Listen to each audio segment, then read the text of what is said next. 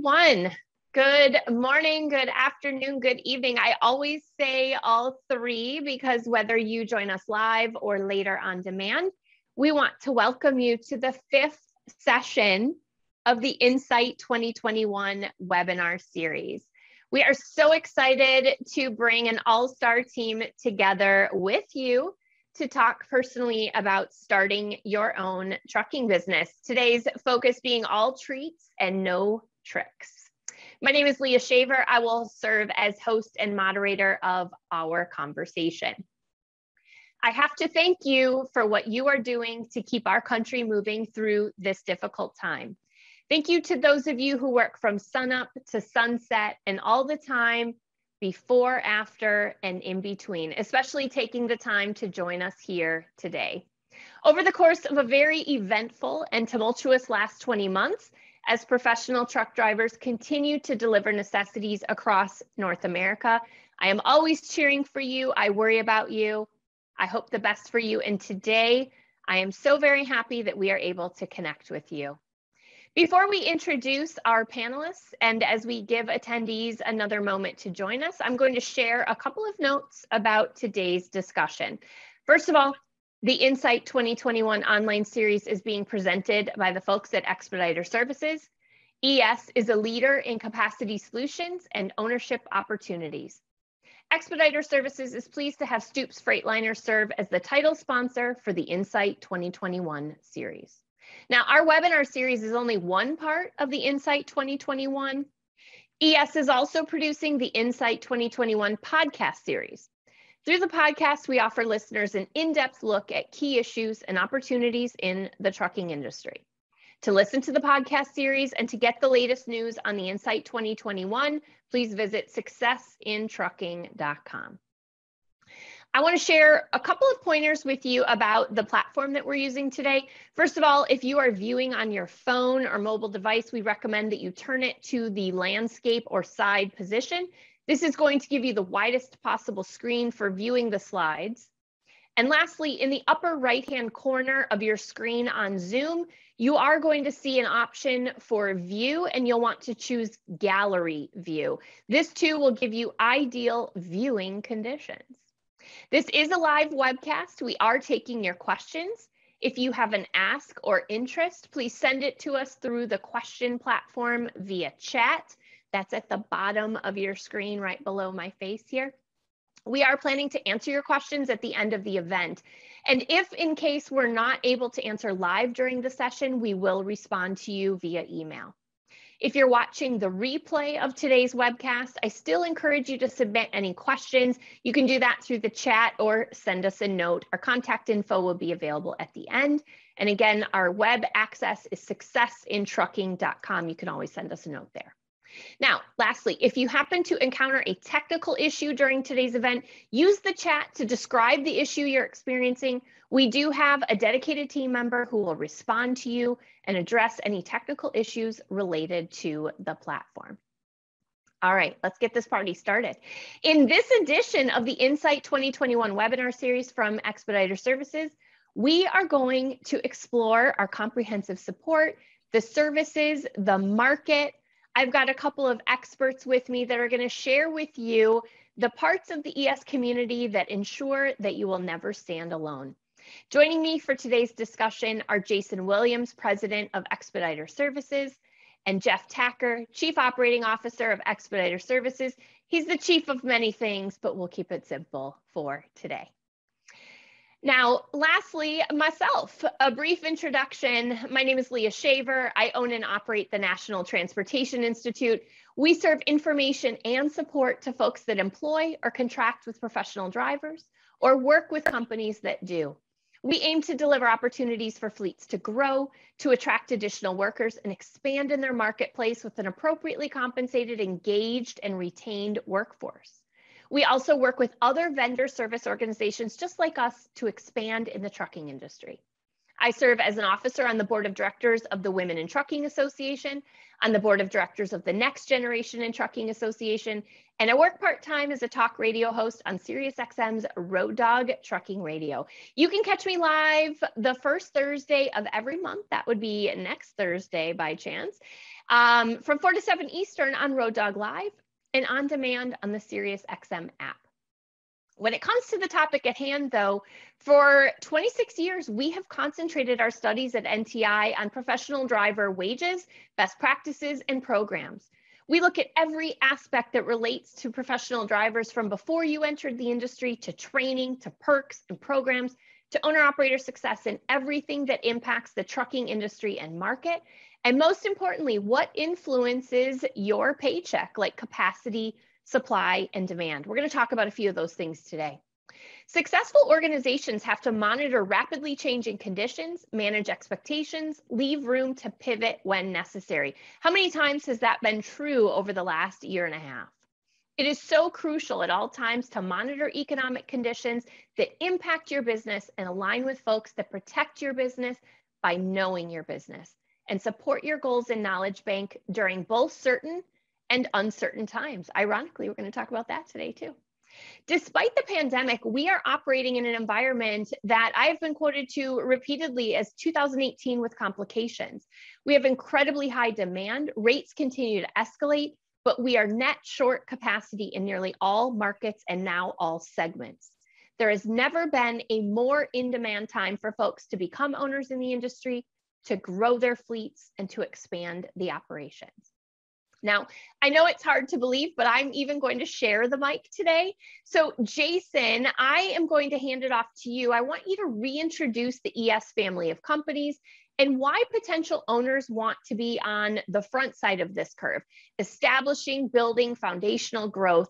And then we'll even share the mic with Jeff to share a little bit more about our community. So let's start first with how ES works within the trucking industry. Sure. Thank you, Leah. I'm glad to be a part of this with you, and we appreciate all that you do to get the word out. But so ES has a host of companies that we have brought to the table in order to build the services that and the platforms that owners need, including ourselves, in order to run profitably within this industry.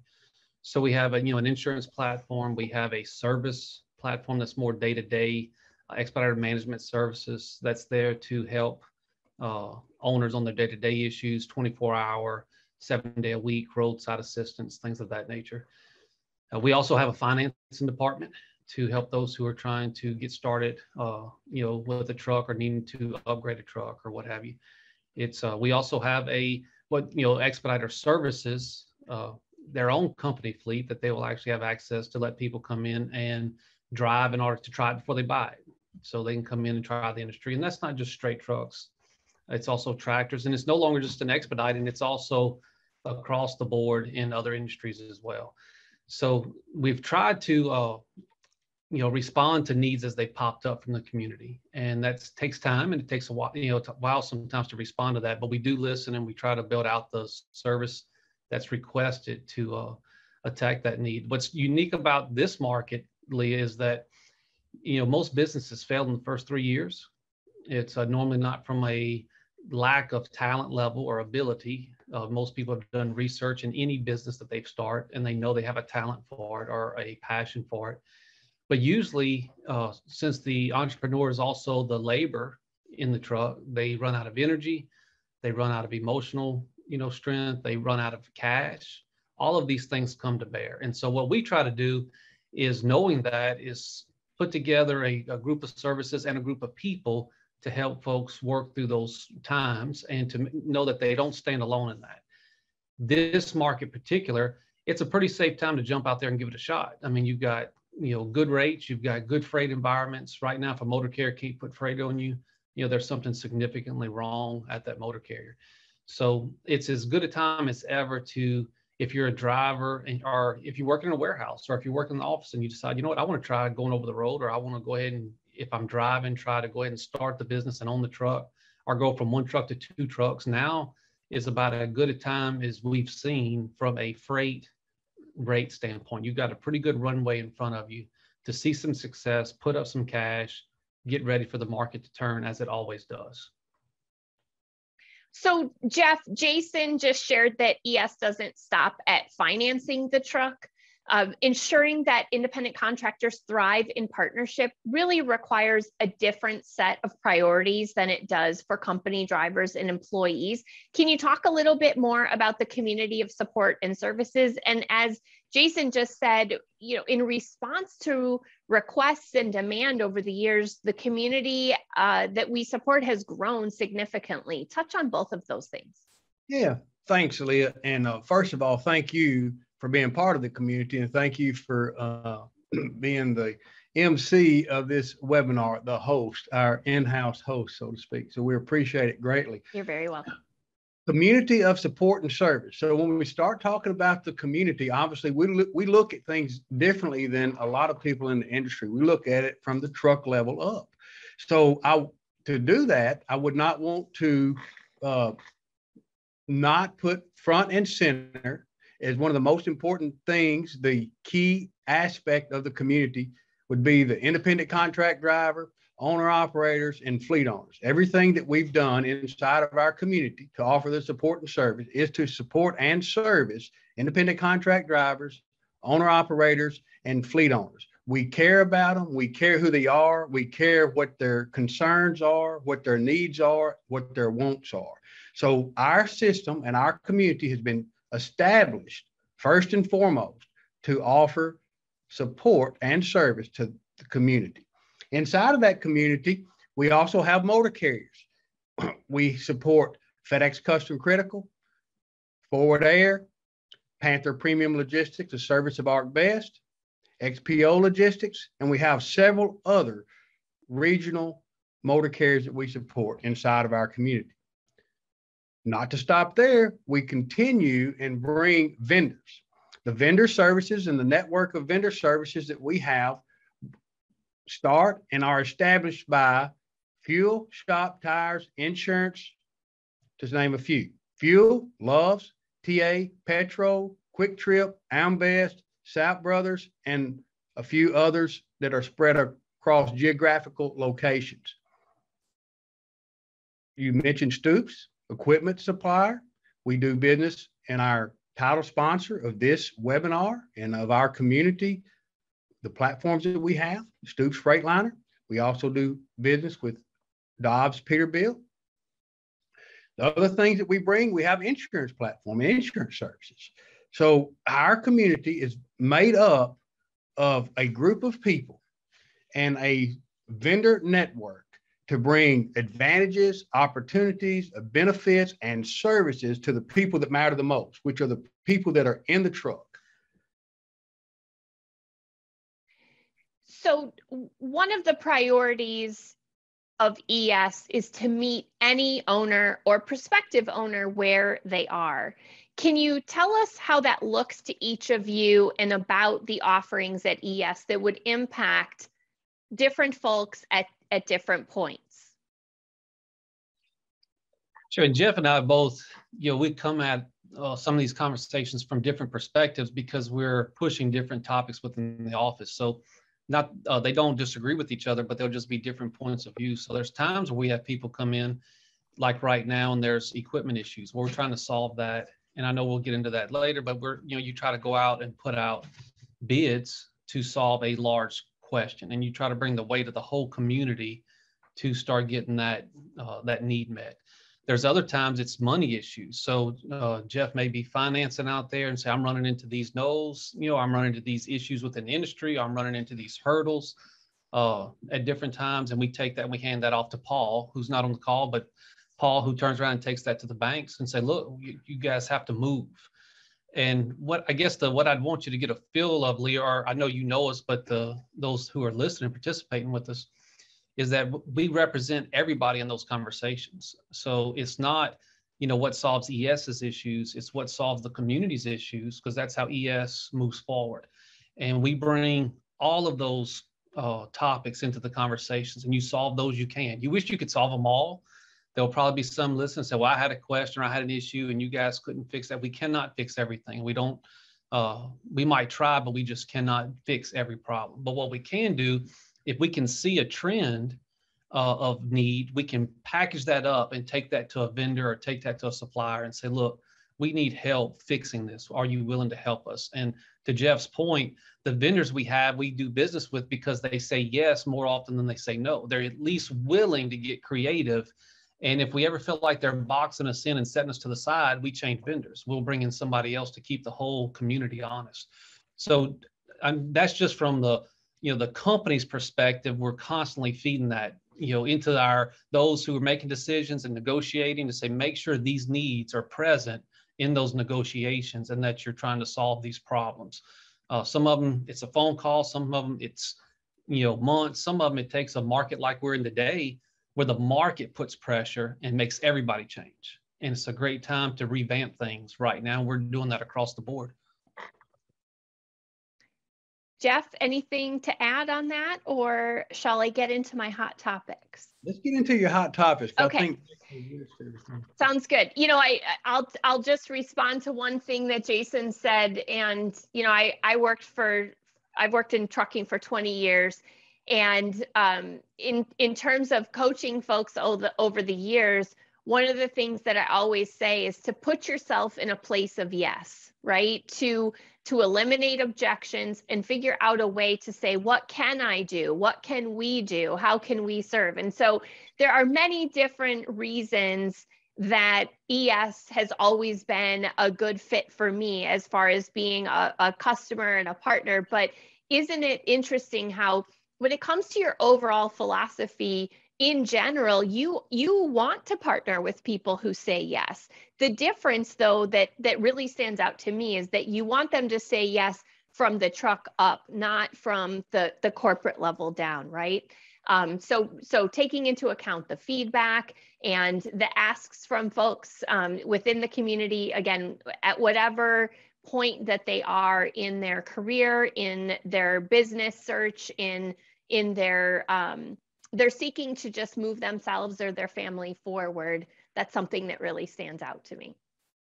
Okay, so, there's a lot of really hot topics that we can touch on, and I have to narrow the list because there's limited time. And so I'm going to focus those. But the first thing is in terms of focus, a focus on generating profit. Rates are the center of every discussion right now. They're the headline in every news, probably second now to a shortage of workers within our industry, but we'll get to that component. But rates are really, they've been the foundation of discussion for well over a year. And there's frankly probably no immediate end in sight to that, though surely we know that the market will inevitably drop.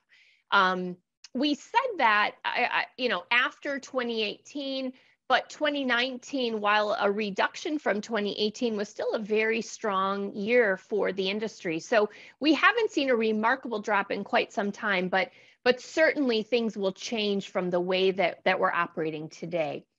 So to that, we know that there's more to successful business operations than just rates, but also to increase productivity and increase savings. So I'd like you to touch on those two components, maybe three.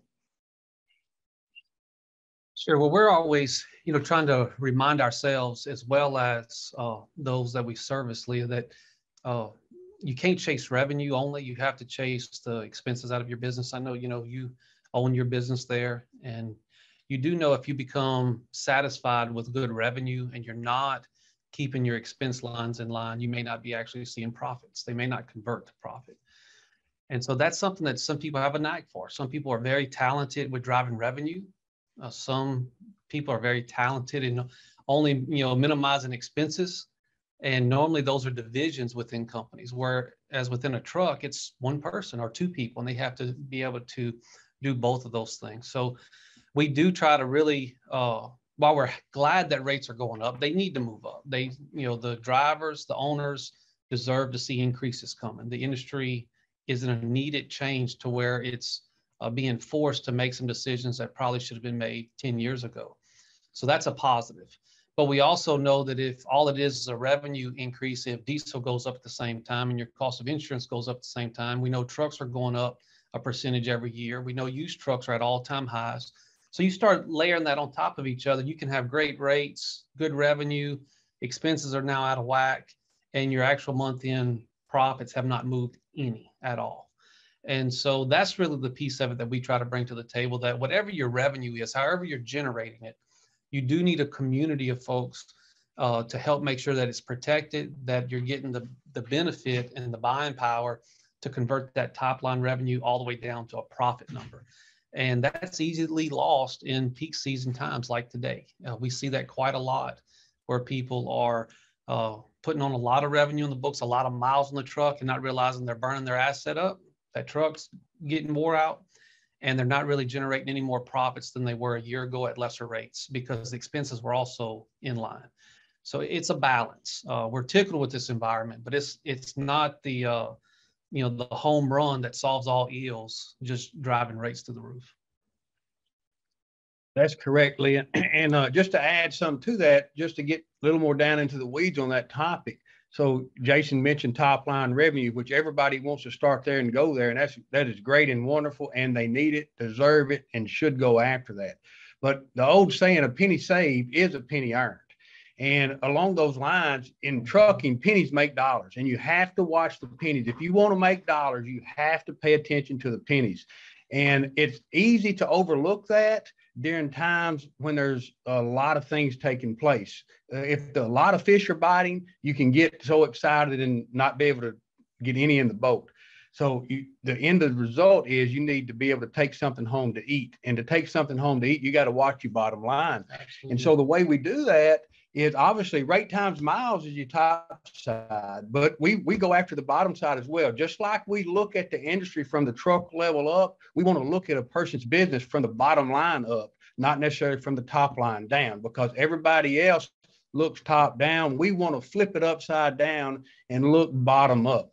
And so the way we try to do that, looking bottom up, is we try to drive the expense lines out of the trucks, because expense lines are relevant, and it's wonderful to set up your control your expenses in good times and bad times, to watch after. You need to stay focused at all times on those items.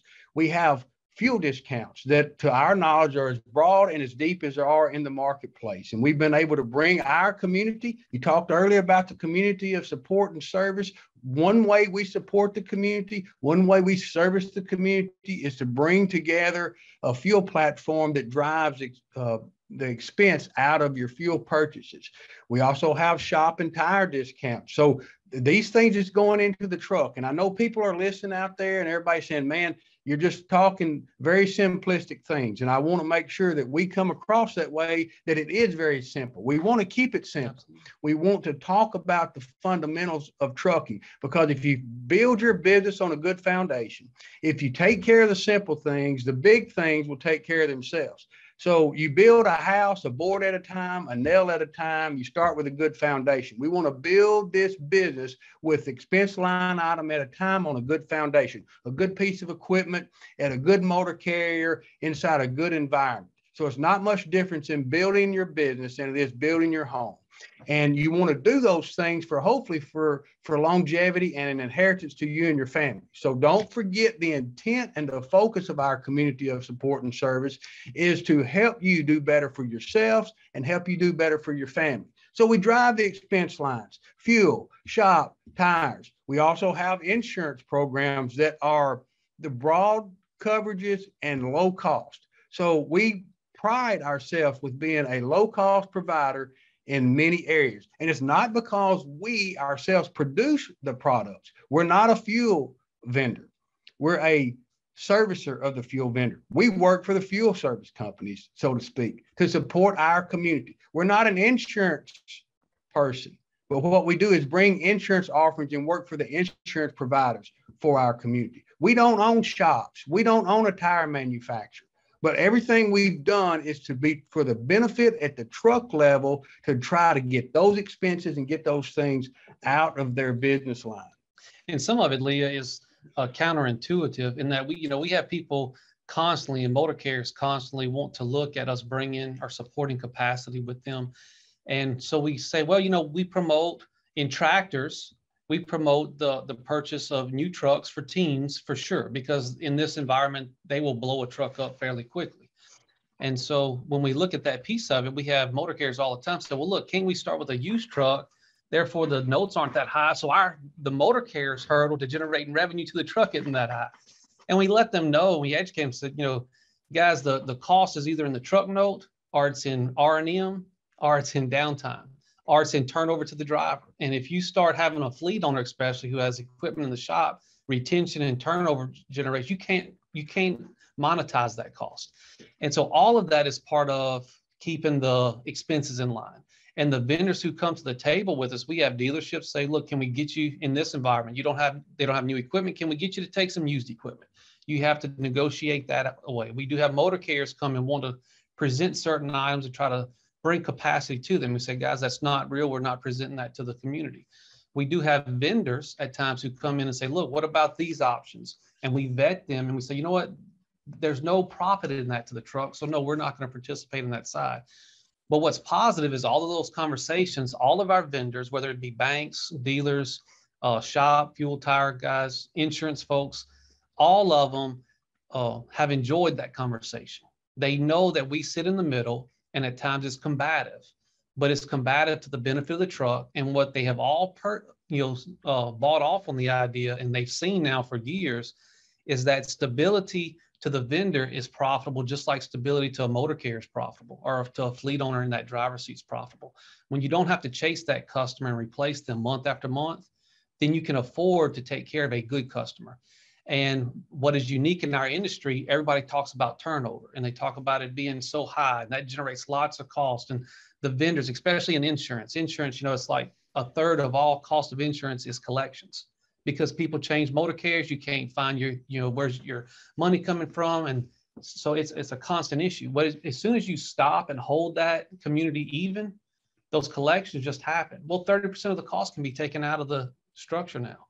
Our community brings that to the vendor, and we can tell an insurance vendor, come look, it's a stable market, quote them and give them the rate they deserve. And we get that off the table. So it's not just ES, it is the owners have to buy into the idea, the drivers have to buy into it, the fleet owners.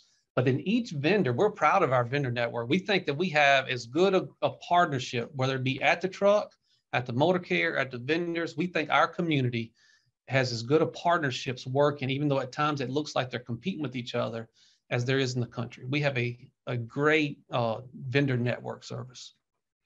I just want to add something in there, Leah. I know you're wanting to grab the mic. All right. That's all right. Now you ain't getting I'll share. Yeah. So thank you for sharing with us, Leah. But I won't just add a couple other little bitty things, and I'm going to say something. I'm going to kick it back to Jason. So this wasn't planned, but the one thing I want to make sure that we get across properly is the intent of what our community of support and service is for, and it is to help the individuals in the truck. And we have aligned our business and our business model up so the better that they do, the better we do. And they being the independent contract driver, owner operator, and fleet owner, as well as the motor carriers that's inside of our program, as well as the vendors inside of our program. So one thing that I want to make sure I get across, and Jason, I'm going to kick this right back to you, is one thing that we combat the most. And what we have, I believe that most of the vendors and the people inside of our community have agreed to operate under, is that we combat greed.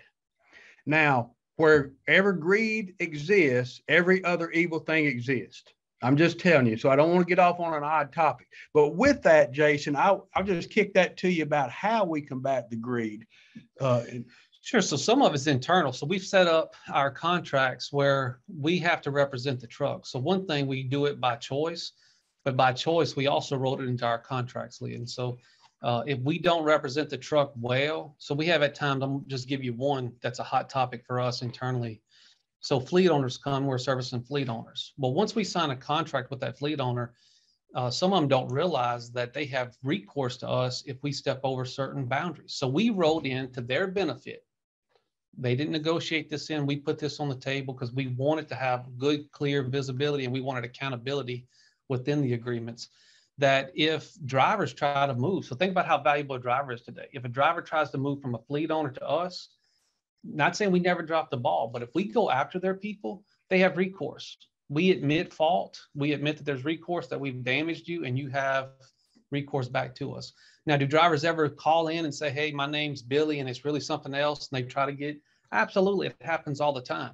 But once you get down to sign them up, we find out who are you and where'd you come from. That conversation is stopped. It's passed off from recruiting. It comes up to Jeff. Jeff turns around and calls the fleet owner, and we work that through. So there's just things like that that we've done to hold ourselves accountable and make sure, you know, that we don't overreach, that we don't ever allow ourselves to get positioned to where on a bad day, we start trying to put our hands in the owner's pockets. We've also turned around with the motor carriers. We hand over all their contracts to attorneys who are either labor attorneys, they're either litigating attorneys. They have a specialty, and a team of attorneys goes over that and says, if I was you, I would or would not sign these contracts for these reasons. And then we take that back to the motor carrier. We do the same thing with banks. So when banks present us new options, we'll take that to banking attorneys and to also financial people and say, go through this and tell me where they're trying to get to us. And then we negotiate that. So there's every service that we present. Usually first of all, we're participating in it. So, you know, it's not a secret. We own trucks and we lease those trucks out to contractors. So we're participating in those contracts ourselves, but also for the good of the community. It's we make sure that they're well represented. And that is something when you think about, you know, even ourselves, even at 100 trucks, when we got up to 100 trucks, we didn't have the options to go out and negotiate, just to be honest with you, the way a public motor carrier wrote their contracts. You didn't swing that big of a stick. You either signed it or you didn't sign it. Well, today we have options and we have the ability to say, well, you know, we don't like that line, or you're overreaching here, you're overreaching there. And that's become a positive conversation back and forth, but that goes across every vendor and it is part of it. But to Jeff's point, it's something that we have to watch daily. We do have to watch that daily. And so we give accountability throughout our office. If our accounting team hears that a service coordinator has overreached, they raise a flag. If the service coordinator hears that they're getting contractors or owners that they're servicing who are promised things that are not real through recruiting, the service coordinator raises a flag. If recruiting gets a backlog of calls where they're saying, hey, y'all told me this, but this is the reality of it, recruiting comes over to service and raises a flag, said, now this is what we do. Why aren't you living up to it? So there's accountability throughout the office to make sure that we're not perfect. And I wouldn't want to send that message to anybody. We have warts. I mean, we have things that we need to get better at. We have some things we just can't do. And we'll get into some of that even in this call. But the intent is to do the best we can. And we're doing an awfully good job in those things that we're attacking. And our community says that because it's also their effort. It's not just our effort. It's their effort that's bringing about that success. You brought up several of my hot topics in that, both of you. So I want to shift over to equipment, because that truly is a very hot topic. You know, next to rates, to labor, which we'll get to, is certainly equipment. It's hard to find. Parts, you know, to maintain are very challenging. New equipment is seeing some major delays into through, you know, into the next year. I hear that orders for 2021 aren't going to be fulfilled until 22, that 22 are being pushed out, et cetera. So I'd like to touch on that, you know, on getting new equipment, on maintaining equipment that we have in stock. The pricing, you touched on this, that the price of used equipment is very high. And then you also touched on teams, and this is a component that's, you know, teams are a strong, you know, area of the ES community. They're a strong component of folks that are interested in getting into the industry, and they also wear out the equipment a bit faster. So can you talk about the experience? Is it the same for the folks that you support and serve? Is it different? Let's talk about equipment. So, and we'll bat that piece of it back and forth between Jeff and I. But one thing we have done, just as a overview of the equipment, is we did go out to bid for the community and say, how many trucks do we think are going to need to be upgraded amongst our owners? How many people are going to be looking to grow their fleets? And then how many average new business owners show up every month that we need to be prepared for? So people we don't even do business with, Leah, we have an order in for the next 18 months, expecting them to show up somewhere in the future. So we have placed orders. We have spread those orders out amongst 3 dealers, amongst multiple truck types, so that we can deleverage, disruptions in any one supply chain. And we are finding that at times Freightliner's really, getting it done, and then they hit a snag, and then Peterbilt's getting it done and they hit a snag, and then somebody else is. So we are trying to deleverage just having one dealer. Stoops is our main dealer, and they're a phenomenal partner, but even to their request, because of the way dealers are being handcuffed by the OEMs, they suggested to us that you need to bring in some other dealers to spread this out to get all the equipment that you guys need for the next 12, 18 months. So, we really appreciate them giving us a heads up on that. They didn't just sit on us hoping they could deliver and then, drop it on us. So as far as that's concerned, we do have orders out there. Now that's tractors. The issues that we are seeing, again, big picture, is that straight trucks, we can get cabs and cab and chassis delivered, but straight truck boxes, most of the manufacturers don't want to break down their assembly line and change over from the 48-foot to 53-foot to make a straight truck box. So we've had trucks sitting still for 6-8 months just waiting for a box on an insurance claim, and they won't even give you delivery dates on new trucks because they really don't want to build the box. Now, some manufacturer may jump up and say that this is not accurate, but I'm telling you, we have trucks that were supposed to be delivered this quarter. They're pushed out to second quarter next year on straight trucks.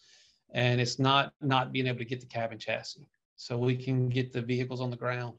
It's the other components. We're seeing it going into whether it be APUs and some little things that you wouldn't even think about, brackets to hold on a toolbox, or something to finish out the truck. Once it hits the dealer, there always is a finishing out process. And some of those pieces are missing. And so you're having to make decisions. Do you go ahead and put the truck on the road and bring it back? Or do you just hold it up till you can get everything completed? So I guess what I'm saying is we do have orders out there. It is going to be every month call of saying, hey, how many trucks are we getting and what are we doing with them? And we do have people lining up to say, I want a new truck. Somebody saying, I need a used truck. And Jeff can get into all of that, that conversation. But we're having to decide on every truck, what are we doing with this particular truck? There is not excess capacity in the system, even though we have trucks coming in weekly.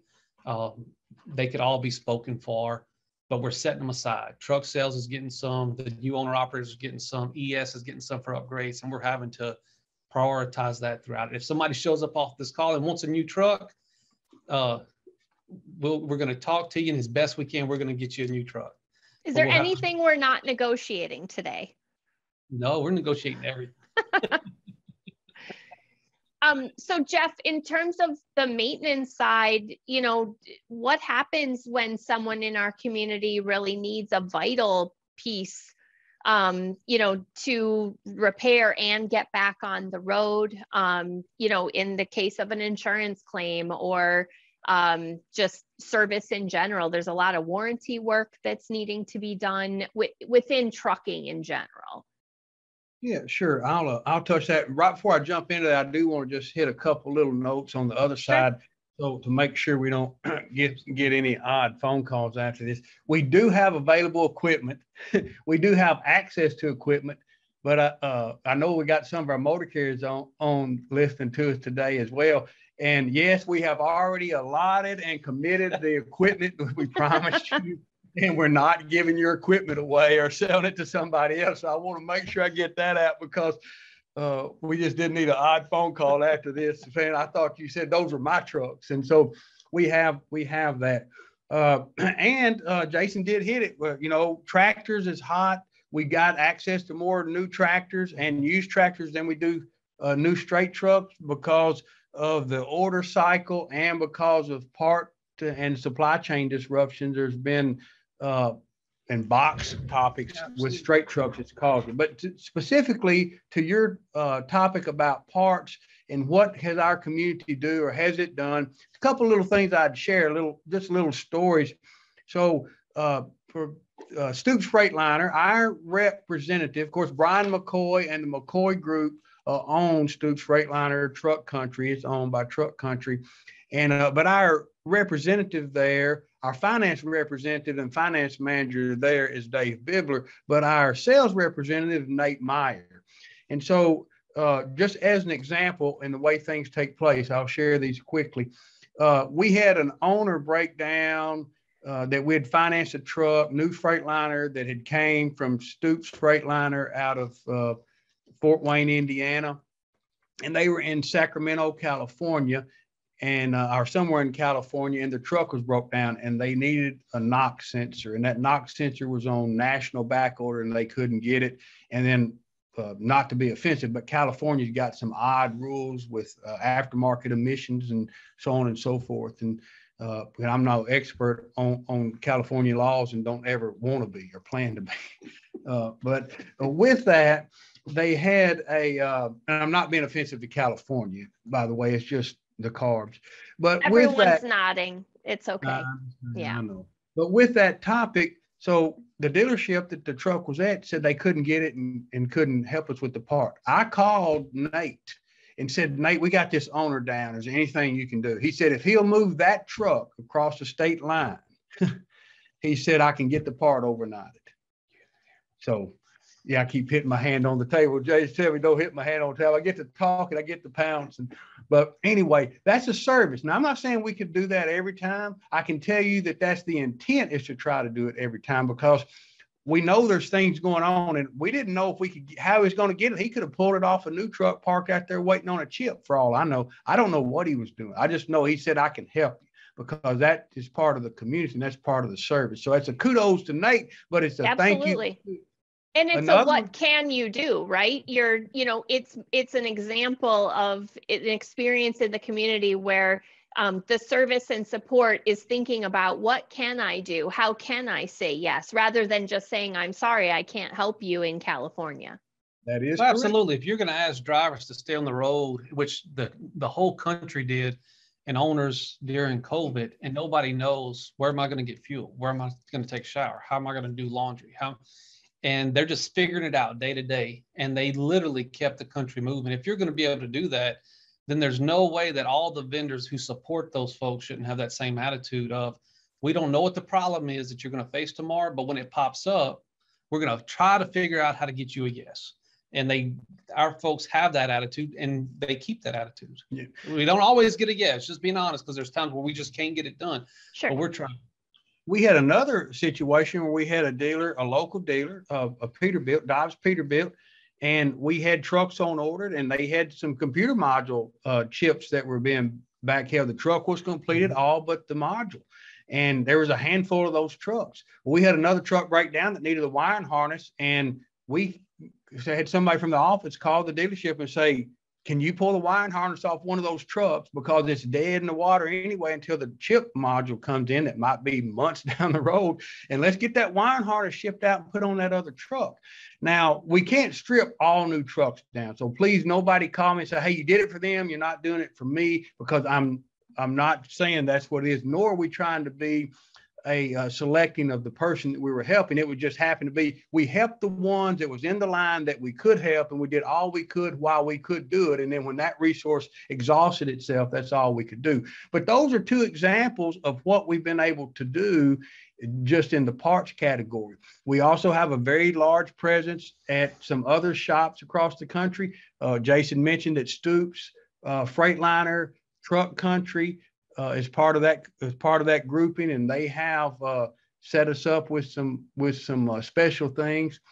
Tag Freightliner here in Memphis, Dobbs Peterbilt, and we've got others. So I'm not trying to leave people out. We've got others that we're not buying equipment from, that we're getting services from. And the TA has stepped up a lot in the service. We got Love's shop, Speedco shop stepping up in the service platform. A lot of things taking place, and we're doing all we can do.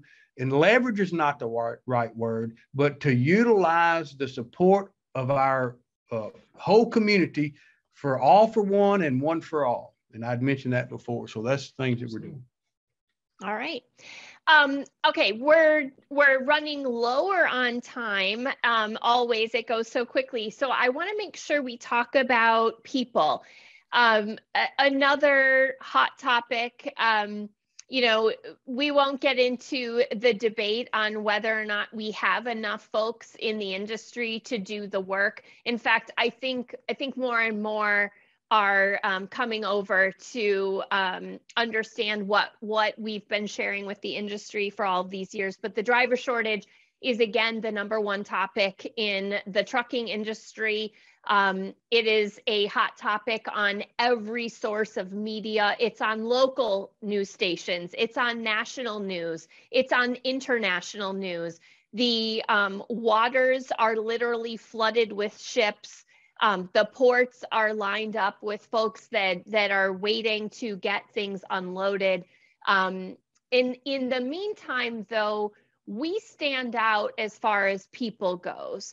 And there's a couple of different ways that I could talk about that and that I'd like you to touch on. One is our relationship with women. We support a very large number of women in the community. We are recognized as being a leader in terms of numbers there. So we should touch on that a little bit, and the Women-Owned Business Challenge, and just in general, what we do to support women and other underserved communities across North America, frankly, that see opportunities of building their own business and ownership within trucking. But the other thing is in terms of people that are within the community and how many of them stay with us.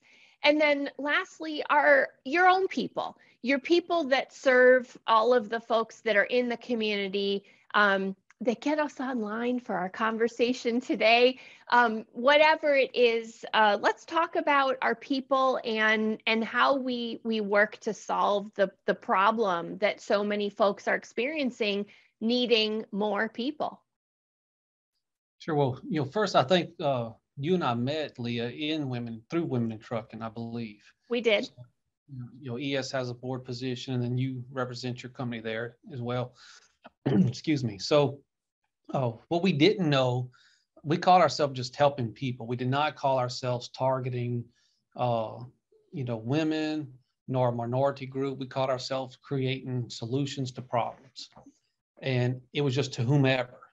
Whomsoever, we just show up and we'll help you. And that's kind of where we started. What we didn't know was we were developing some pretty significant resources for those who are underserved. And then through Women in Trucking, and then through coming into more of a conversation with you, Leah, we begin to get educated that, hey, this has some broader reach than maybe y'all realized you have with some of these solutions. We started targeting and letting those communities know that we're here to assist you. So whether that be access to financing, we know even like equipment, we know that, when women go into shops in passenger vehicles, they come away with a higher invoice than a man. We know that in minority communities, when they go in to buy parts and things like that through a shop, they have a higher invoice than other communities. So just a leveling of that playing field went to the heart of what we were doing across the board. And so we have seen, I think Jeff's wrote it down in the department, I think we're up to 38%. If I could read his handwriting, I'd probably be exactly right. But that's it. So about 38% women in our community. We started a 150 truck challenge with Women in Trucking. I think we have about 125 now. So when you look at that, that's success. And some of the 150 truck challenge was a targeted effort, but all we were doing was letting people know this is what we do every day. We didn't have to change who we were to get that done. We just had to let people know we were doing it. Same thing with some minority communities, that we don't have to change who we are depending on who shows up. We just are who we are. And it works for some and some it doesn't. And that, sometimes what we have to offer does not meet the need of the people who come in, but we offer it the same way and we attempt to service everybody the same way. One of the things, we have a vendor here when you're thinking about the shortage of labor that we partnered up with. So, TVC Pro Driver, we partnered up with them where, we saw a need for drivers getting hammered over the road throughout the country with frivolous tickets.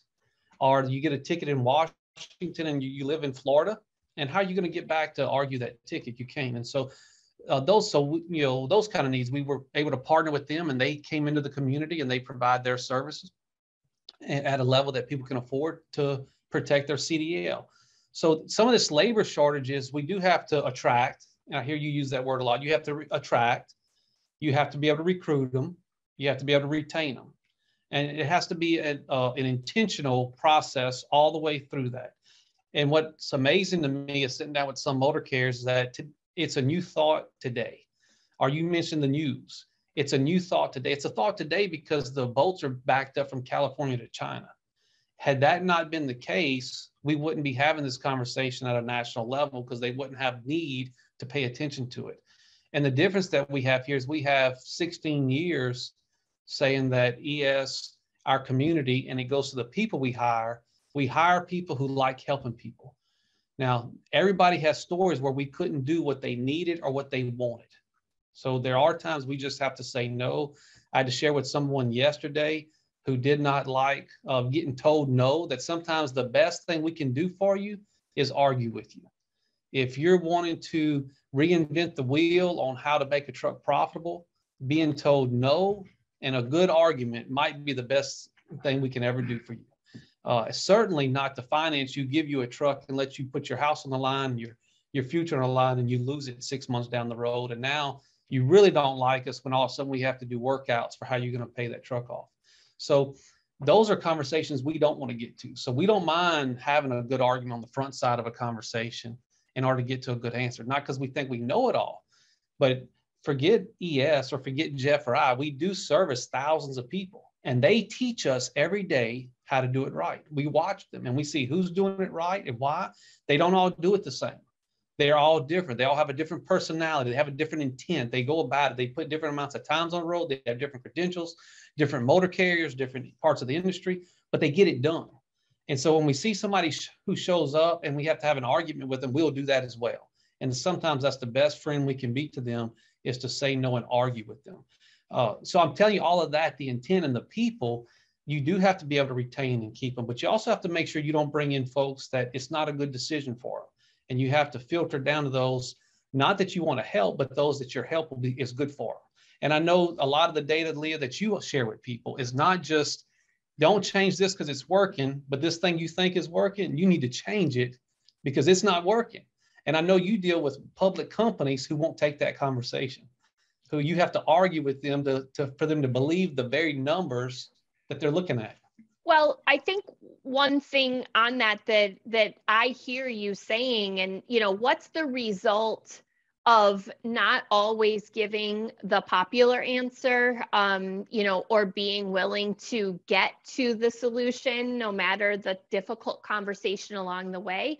One common denominator or outcome from that is retention. And,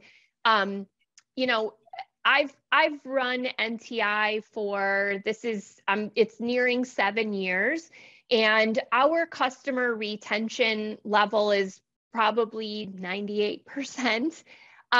It's very rare that a customer exits, wanting input and good data. However, not everybody wants those answers, right? And so when it comes to that point, not only do you stand out in regard to women, but frankly, I know that boasting is against your core values and your nature, but we retain folks within our community very, very well, correct? Sure, and I'm gonna brag. And of course, I know we have a live audience here, so here's the thing. Jeff sits in that hot seat. So normally when there's yeses, it goes through the company. Everybody loves us. When there's no's, people don't accept it, and they shouldn't. They push and they get another no and they push it to another. And then ultimately it winds up sitting in Jeff's seat 99% of the time. And so there's goods and bads with that. The goods is you get to be a part of the yeses and people remember that, but they certainly remember the no's. And a lot of times the no's become very vocal. But when you look at our retention rate, those that we say yes to, Leah, over a 7-year aggregate total, if you add up all the failures, now I'm not talking about where people decided, you know what, I'm selling my truck because I'm going to go home and take care of my kids. I'm talking about failures where people just didn't make it. And we had to help them work out of their equipment. And it was a negative conversation on the backside for some reason. That does happen, even with all the filters that we put in to try to make it not happen.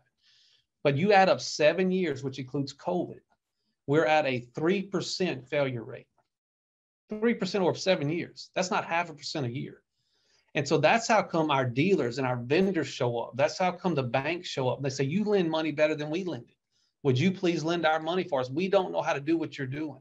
And it's the intent. It's the way you set people up for success. It's looking at it from the truck level up. It's the way you work with motor carriers. It's the whole community coming in to help every truck not stand alone. It's not just Jason and Jeff is not sitting there trying to take the credit, all that. It is everybody in the community, even those you've never met, who are supporting you going down that road. Our retention rates are phenomenal. And to be honest with you, if you didn't look at the names and the truck numbers, most people don't believe it. But we can tell you that we are lending a lot of money and we don't write off, we don't have failure rates. And so some people say, well, you're financing into a part of the industry that is very risky. And we say, it's just risky the way you do it. It's not risky if you'll help these people be successful. It's not risky if you'll give them the tools, not just the truck, not just the money to go buy a truck, but the tools needed to run the business. It's not that risky. If the person is willing to work and try, they will get yeses from us. We will support them. And when they get a no, there'll be an intent to help them behind the no. It won't be just to tell them no. And again, at the end of the day, that sits in Jeff's seat. And so he gets to wear the hey, we love you, and man, we hate you hat. He gets to wear both hats at the same time sometimes.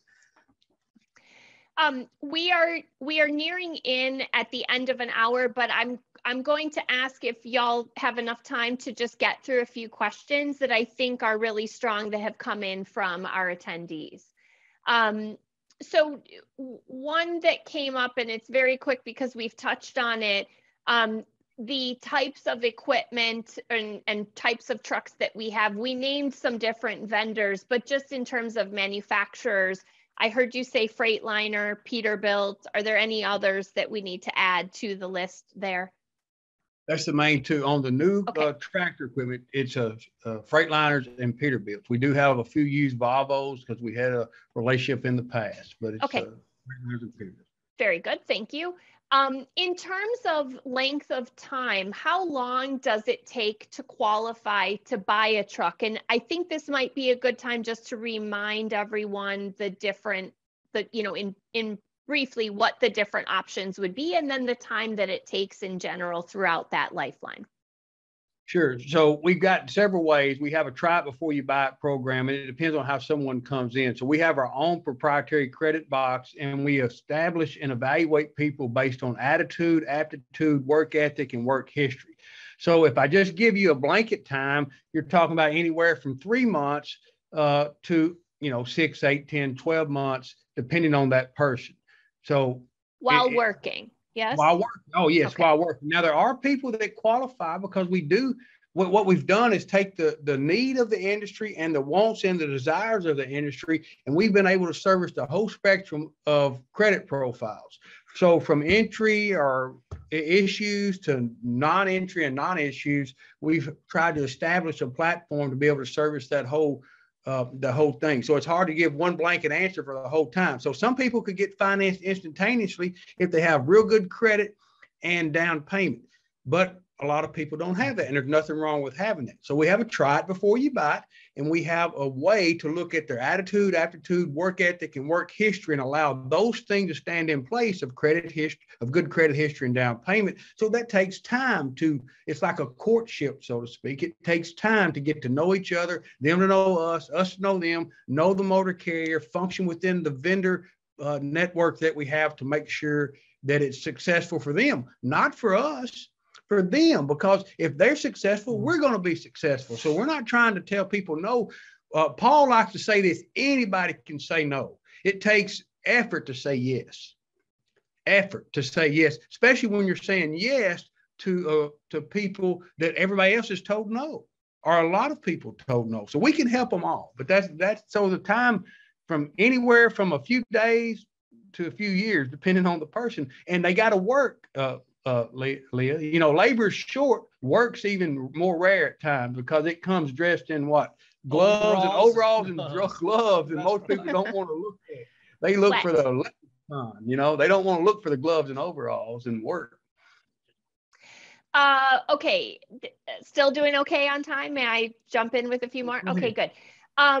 Now, what makes ES different from another lease company out there? And we talked about retention, we talked about difficult conversations, we talked about doing it differently and not necessarily saying yes immediately.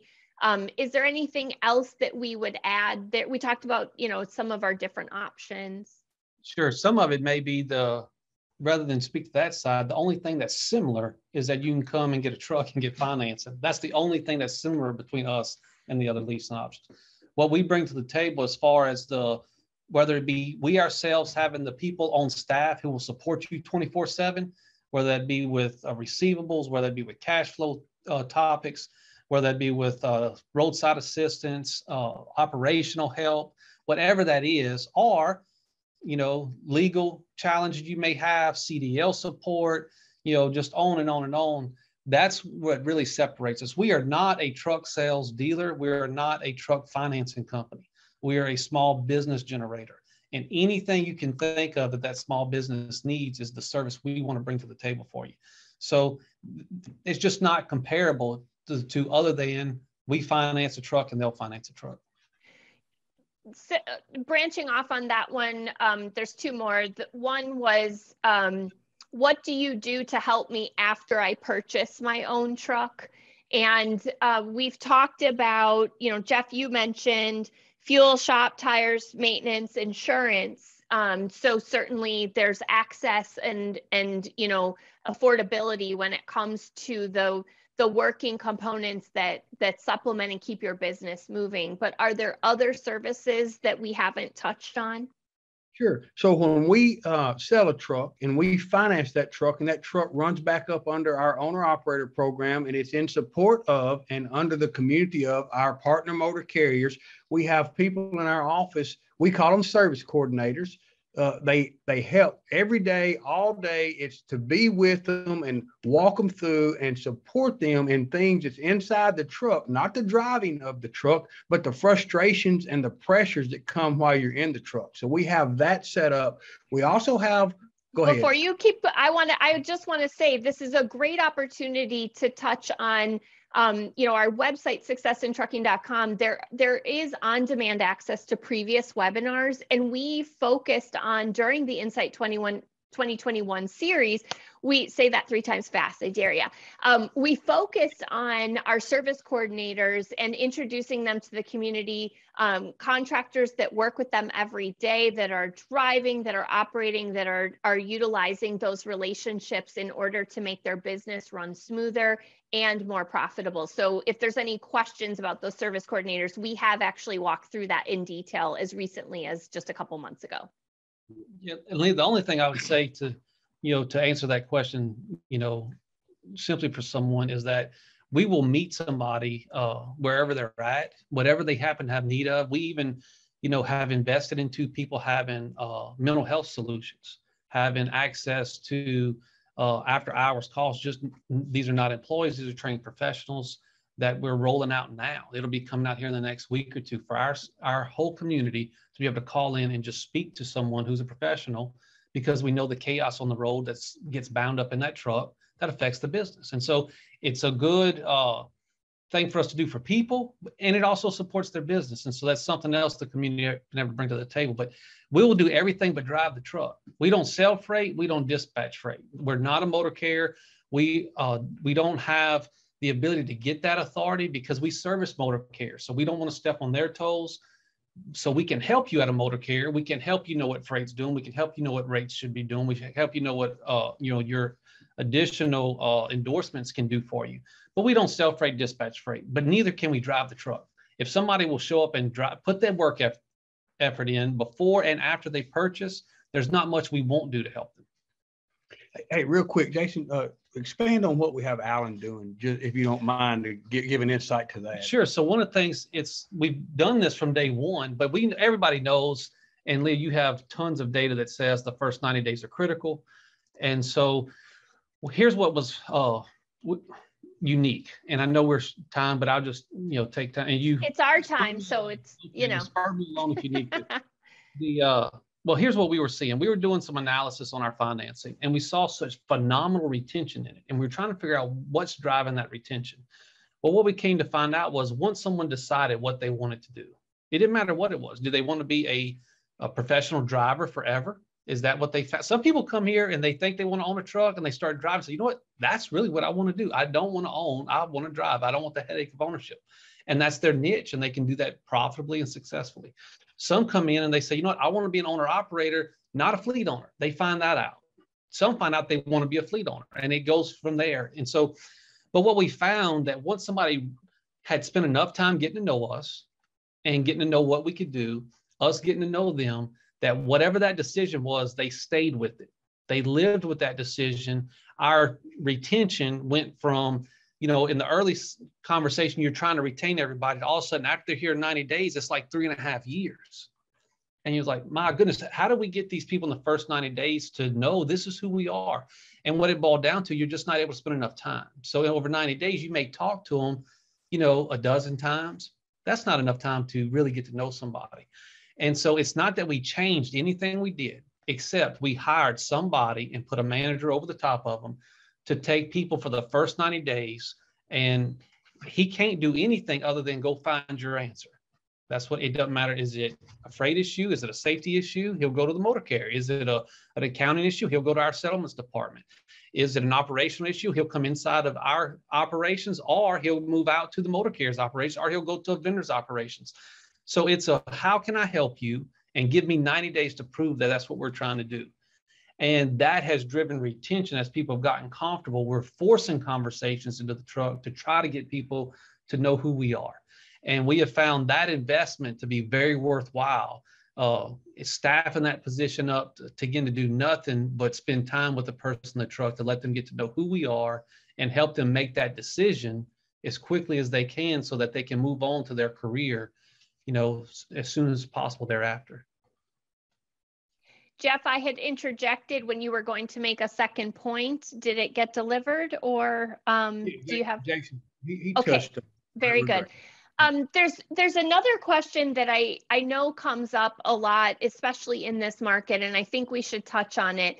And it's a question about running under someone's authority or running under your own authority. You know, what's the difference? Do people do this because they don't have a truck? What's the benefit of running under someone else's authority versus getting your own? And I think it's a perfect opportunity to touch on, you know, the folks within the community, and there are both, right? There are. We service some you know, motor carriers. There's some motor carriers we do everything for. We're their entire back office. We're their platforms, not safety, but on fuel shop tires, insurance. We actually may have their safety, a vendor that we do business with, we bring in to help them be their safety department as well. So there's some motor carriers, we surround them just like we do the owner operator. But what we find, Leah, is like any job, is that it's a talent. You know, you have a talent for things. Most of the time inside of a motor carrier, you have a sales division, and then you have a safety division, and then you have somebody who's compliance, then you have a dispatch, then you have an accounting division. Well, when you have a small motor carrier, normally they can't afford to hire all of that into the office, just like an owner operator can't afford to hire all the people they need to run their business.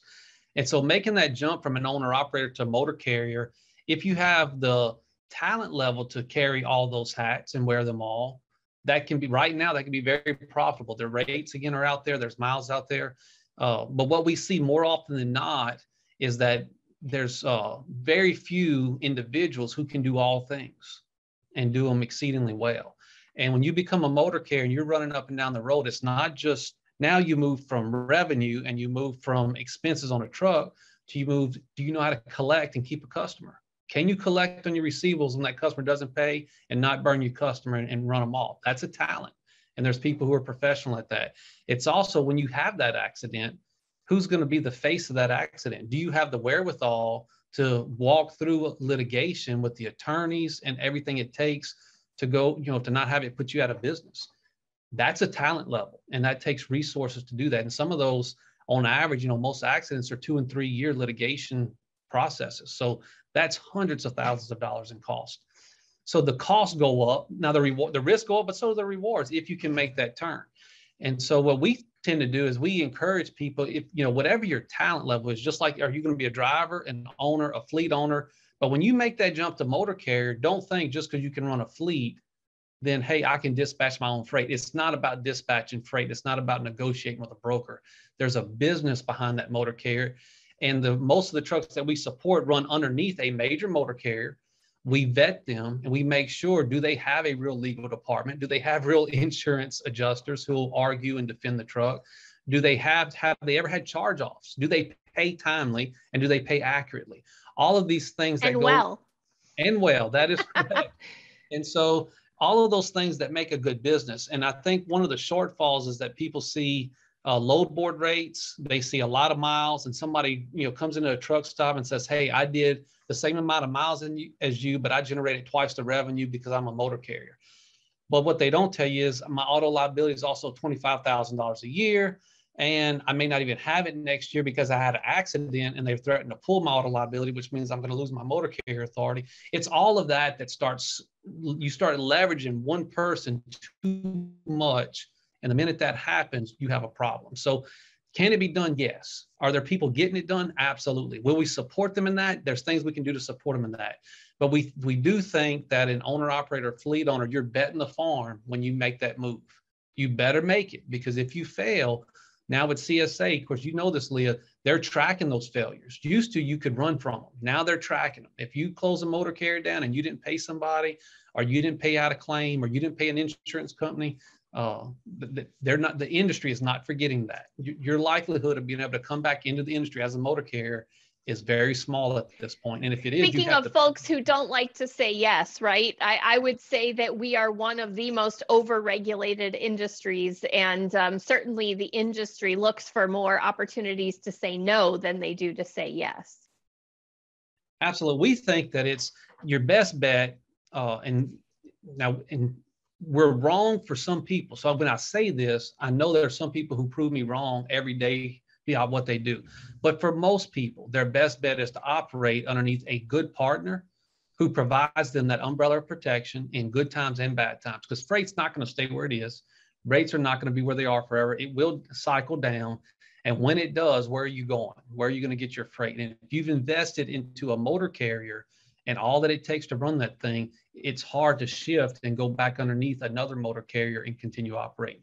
Some people have a phenomenal knack for doing that, Leah, and I give them all the credit in the world, and we will assist them. But we just raise the flag for a lot of people. They cannot make that transition. Well, I cannot believe it, but there are still folks hanging out with us well over our time. So I do want to ask our admin team to make sure our contact information comes up on the screen, so that if folks want to reach out and didn't get a question asked today and still want to, that they know how to reach us. Jason and Jeff today have shared how the ES community provides support and leverage. They ask for feedback, they address concerns, they follow up so that they know and you know that they are heard. They provide carrier advocacy so business owners can focus on generating revenue and not on day-to-day issues. But they also leverage their experience and their contacts to negotiate and make available a variety of other resources and services to their business community. The motto is that with ES, you never stand alone. Our theme this year in the webinar series, and echoed today, is now is the time, and we've discussed at length why this is the place. I do want to thank you for attending. If you are not currently in touch with us, there are a variety of ways that you can be. In addition, because you registered with us today, we will automatically remind you of the upcoming events and offerings, including next in our INSITE series in 2022, It's All About You. ES hopes that you'll take the time to join their community in the variety of ways that you see here. Get in touch, stay in touch. In the meantime, we do hope that you stay safe, well, and connected, as with ES, you never stand alone. Jason, Jeff, thank you so much.